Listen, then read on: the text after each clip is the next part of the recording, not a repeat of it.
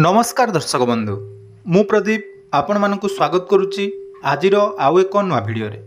तो आपण मानक पाखरे जेकोसी यूपीआई आप रही एवं से यूपीआई आप माध्यम रे आपण माने विभिन्न समय रे आपण मानकर ट्रांजैक्शन जाकी करिथांती जो कि आपण माने घरे बसी बा ऑनलाइन ले निज बैंक रो बैलेंस को चेक करने सहित कोनोसी भी टंका देय करने को पड़िले आपण माने यूपीआई आप माध्यम रे करूचंती एवं समस्त पाखरे वर्तमान जहाँकि यूपीआई आप रही यूपीआई आप आसवा द्वारा विभिन्न प्रकार ऑनलाइन ट्रांजैक्शन आपण माने सुरखुरे करिपारचंती किंतु वर्तमान जहाँकि यूपीआई आप रे आपण मानक पई बहुत किछि परिवर्तन होवा पई जाउची। कारण देखंतु दीर्घ मासे 2 मास हला आपण माने जदि फोन पे गूगल पे यूज करुथिबे ताले जानिथिबे विभिन्न समय सर्भर रो प्रॉब्लम रहउची जेमिति आपण मानकर बैंक रो ट्रांजैक्शन फेल होबा सहित बैंक रो बैलेंस चेक करियारे मध्ये आपण माने प्रॉब्लम हेताय। तेणु वर्तमान यूपीआई रे बहुत बड़ परिवर्तन होबा पई जाउची जोटा कि आसंता अगस्ट मास ठारू एही नियम लागू होबा पई जाउची एवं आपण मानकु समस्तक पई एही यूपीआई रे जो बड़ परिवर्तन हेची से बड़ परिवर्तन कोन आपण माने जानिबा निहाती दरकार। कारण नहले परवर्ती समय रे आपण मानकु जाकी एहा पई महंगा जहाँकि ट्रांजैक्शन फी देवा पड़ो। तो कौन रही अपडेट आसतु आज भिडियो रे से विषय में संपूर्ण डिटेल्स जानिबा। ता पूर्व जदि चैनल को प्रथम थर विजिट करछंती वीडियो को लाइक करिवे चैनल को सब्सक्राइब करबा सहित पाखरे थिबा बेल आइकन को क्लिक करी ऑल ले सेट कर देबे।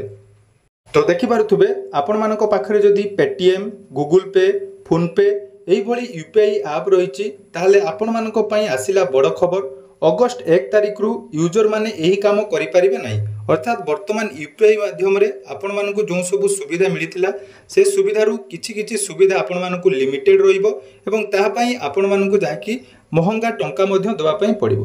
तेणु गूगल पे फोन पे पेटीएम भली ऐप व्यवहार करुथुबा कोटी कोटी व्यवहारकारी पई बड़ खबर। अगस्ट 1 तारिख रु national payment corporation of India बा एनपीसीआई यार एप्लिकेशन प्रोग्रामिंग इंटरफेस जहाँ आम एपीआई बोली कहूँ से विषय में किसी परिवर्तन आणुची। रिपोर्ट अनुसार यही टेक्नोलोजी परिवर्तन अगस्ट 1 तारिख रु कार्यकारी होबो जो कि फाइनेंशियल एक्सप्रेस रो एक रिपोर्ट अनुसार नुआ नियम आनिबार उद्देश्य हेउची यूपीआई सिस्टम उपरे चाप कमेइबा। यार प्रभाव यह हेबो जे आपण माने यूपीआई ऐप रु जांच करुथुबा बैलेंस उपरे एक सीमा रहिबो। देखुथिबे आपण माने विभिन्न प्रकार जतबेले यूपीआई ट्रांजैक्शन करूचंती बहुत लोकंकर कोन होए ना आपण माने ट्रांजैक्शन कला परे आपण माने निज निजर बैलेंस मध्ये चेक करदंती। तेनु वर्तमान एई बैलेंस चेक करिया उपरे ताकि यूपीआई तरफ रु एक निर्दिष्ट लिमिट रखा जिवो एवं आपण माने गुटिया दिन रे लिमिट जोटा कि आपण मानकर बैलेंस चेक करिवार गुटिया लिमिट रहिबो। ता सहित आपण माने सेट करिथिबा ऑटो पेमेंट रे मध्ये परिवर्तन हेबो। तेणु आसतु कौन कौन परिवर्तन हेबो से विषय में विस्तृत भाव में जानिबा। प्रथम देखंतु यूपीआई सिस्टम उपरे जेहेतु ह्यूज अमाउंट रो बा ह्यूज नंबर ऑफ यूजर्स रहउचंदी बहुत सारा यूजर यूपीआई वर्तमान दिन को दिन बढ़ी चली तेणु प्रति मासरे प्राय 16 बिलियन ट्रांजैक्शन प्रक्रियाकरण होउची। एते बड़ संख्यक ट्रांजैक्शन हेतु यूपीआई सिस्टम उपरे चाप बढ़ुची। तेणु निकट अतीत रे आपण माने देखुथिबे बैंक मानक द्वारा सिस्टम रो दुरुपयोगर मामला मध्य सामना को आछि। या सहित किछि टेक्निकल दुर्बलता मध्य देखा जायछि। तेणु यार समाधान पई अगस्ट 1 तारिख रु किछि परिवर्तन जहाँकि यूपीआई बा एनपीसीआई तरफ रु आसिया पई जाउछि।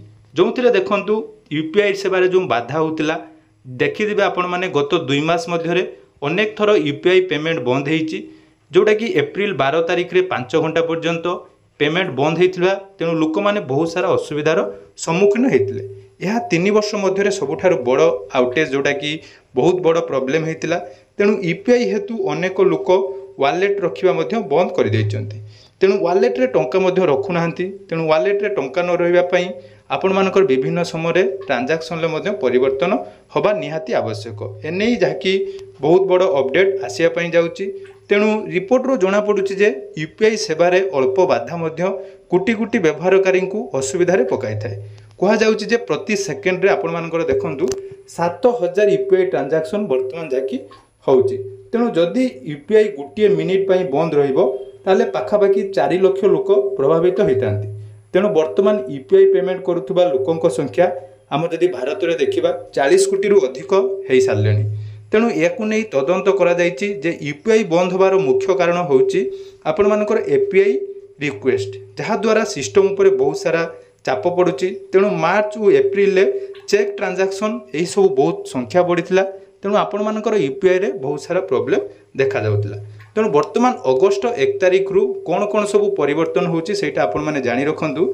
एनपीसीआई समस्त बैंक एवं पीएसपी अर्थात फोनपे, पेटीएम, गूगल पे आदि पेमेंट सेवा प्रदानकारी को जुलाई 31 सुधा सबुठारु अधिक व्यवहृत 10टी एपीआई को नियंत्रण करने निर्देश देइछि। अर्थात जदि व्यवहारकारी माने यूपीआई ऐप रे बारंबार बैलेंस चेक करचंती तेबे एबे सेमाने ताहा करि पारिबे नहीं। रिपोर्ट अनुसार वर्तमान व्यवहारकारी माने दिन को 50 थर आप रे निज निजर बैलेंस चेक करि पारिबे, जोटा कि मोस्ट इंपोर्टेंट रही है। एटा गोटे बहुत बड़ कथा। आपण माने जदि 50 दिन को 50 थर निजर बैलेंस चेक करेंगे ताहले आपण मानकर परवर्ती समय बैलेंस चेक करिया पई हेले आपण मानकू देय देवा पई पड़ी पारे। यह मध्य दिन को 25 थरु अधिक देखा जीव नहीं। यह व्यतीत एसआईपी किंबा नेटफ्लिक्स मेंबरशिप भली ऑटो पेमेंट जदि आपण माने करिसंती ताहले नॉन पिक आवर जोटा गुटे रहिबो से समय रे आपण मानकर जाकी सही सब ट्रांजैक्शन करा जीवो। तेणु नॉन पिक आवर रे सकाळ 10टा पूर्वरु एवं दिन 1 रु 5टा पर्यंत एवं राति 9:30 पर सामिल हम, जहाद्वारा कि यूपीआई रे बहुत सारा जो प्रोब्लेम होता आग को देखा मिलबन। तेणु बहुत बड़ अपडेट वर्तमान आसापी जाऊँगी। तेणु जदि आपण मैंने यूपीआई यूज कर फोनपे हो, गूगल पे हो बा जेकोसी यूपीआई ऐप व्यवहार कर अगस्त 1 तारिख रु आपण मानकू एही नियम मानिया पड़िबो, नहले परवर्ती समय आपण मानकू यह देय मध्य देवाकू पड़ी पारे। तेणु यह थिला आजिर अपडेट। आशा करुच्ची भिडियोटी आपण मानकू निहाती भल लागिथिबो। तो जदि भिडियोटी भल लागिछि निहाती चैनल को सब्सक्राइब करिवे एवं आपण मानकर परिवार सांगसाथी मान सहित भिडियोटी मध्य शेयर करिवे। धन्यवाद।